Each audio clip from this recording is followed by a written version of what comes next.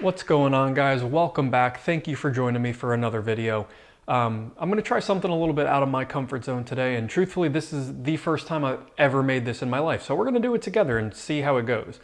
It is butter mochi, specifically pumpkin spice butter mochi, because 'tis the season, right? Everything's pumpkin spice right now. To my knowledge, mochi is a traditionally Japanese dish, I think, and if I'm wrong, please correct me in the comments. I know that there is a Hawaiian variant as well, but I think it originated in Japan, so if I'm wrong, please correct me.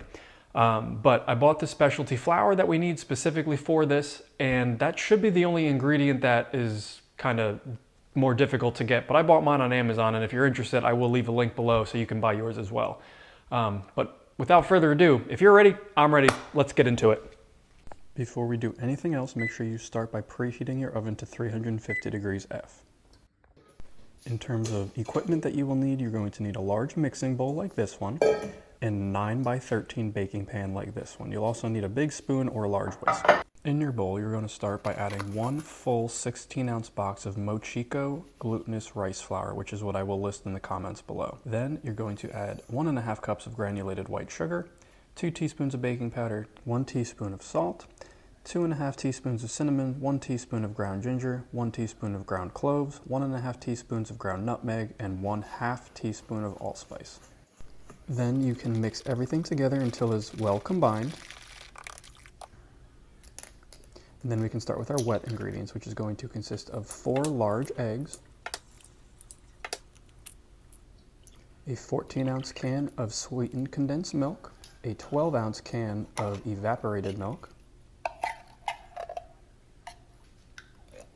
2 15-ounce cans of pumpkin puree.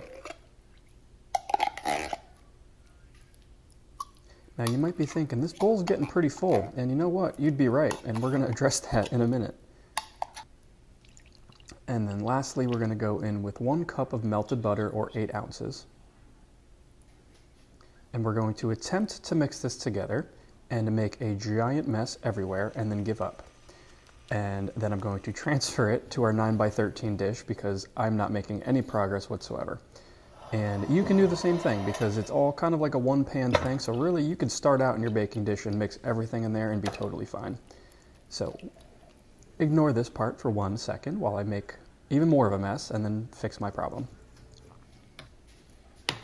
Now, give everything a stir to combine, actually this time. And it should start to look exactly like pumpkin pie filling would look. And then also remember to add your vanilla extract that I forgot to add before. This is going to be 2 teaspoons of vanilla extract.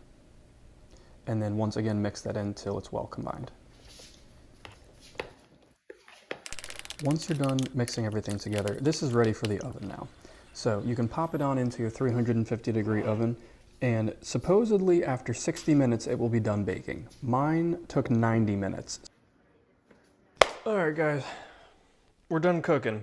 Before I taste test, let me just put it out there because again, this is my first time making it and I'm gonna be honest with you, I want you guys to know what you're doing when you try to make it yourself. So I'm following this Instagram recipe right here.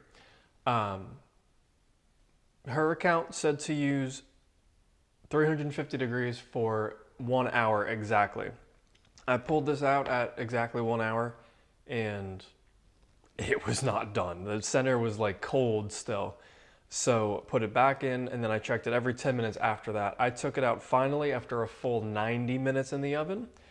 Again, stayed right at 350 degrees. I put mine on the middle rack of the oven instead of the top rack. I'm thinking maybe if I put on the top rack instead, it might have gone a little bit quicker, but my advice is probably start at an hour like I did. Just check it, check your middle with a knife or a fork, and if it's done, great. If not, throw it back in for a little while and just give it some more time. But it's finally done. It smells unreal. It smells like pumpkin pie times like 10. And it's very squishy. So the video of the mochi is like, it looks like a marshmallow almost, and that's kind of what it looks like. I mean, it definitely has that consistency to it. So let's just give it a try and see how it tastes.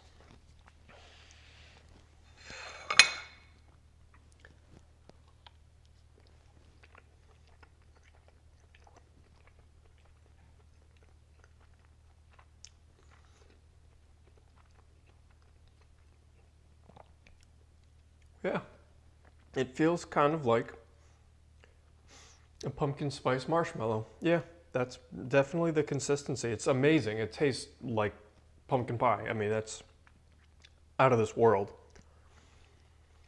I think you guys would definitely like it.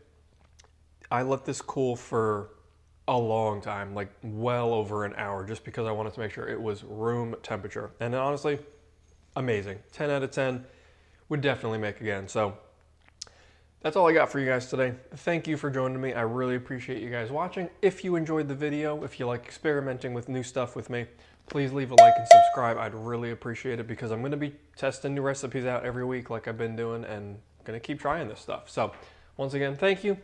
See you on the next one. Peace.